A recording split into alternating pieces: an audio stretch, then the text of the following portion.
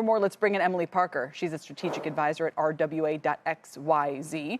Emily, it's good to see you. And I note that Tom Lee was asked this question on our air earlier today, and his defense was this is what always happens during crypto winters, and he calls them rage quitters.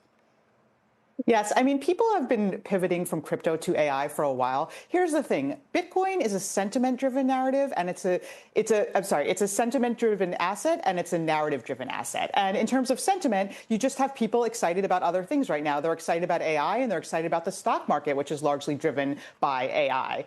There's also one really important difference between Bitcoin and AI, which is that I'm sure you've seen there's a lot of very smart people who still say, I don't understand how Bitcoin works. I don't understand what it does. And like, not that many people understand how AI works, but they don't have to because they're actually using it. It touches their daily lives. I think Mark Cuban was talking about the narrative problem. You know, as I said, Bitcoin's a narrative-driven asset. It came into the world to be this unique asset that was independent of banks and governments. But over the past few years, much of what's powered Bitcoin's rise has been Wall Street or the U.S. government. And it just doesn't really make sense as a story. And it's also the opposite of Bitcoin's origin story. So it's kind of losing what makes it unique. And I think for portfolio holders, the idea was like, okay, Bitcoin is so unique, it can act as a hedge against the stock market. So you should have Bitcoin in your portfolio. But with stocks soaring and Bitcoin plunging, basically it's the opposite. It's almost like you want to have stocks in your portfolio to act as a hedge against Bitcoin. Right. And I think, I was talking to a few friends, about a year and a half ago, there was this first kind of conflict between Iran and in the Middle East. And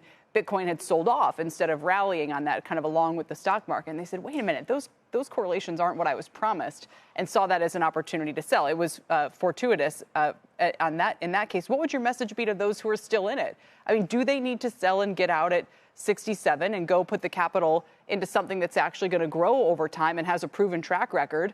Or should they wait here and hope that, they can sell at 10% higher? Or that somehow there's going to be a whole new adoption story that drives it dramatically higher from here?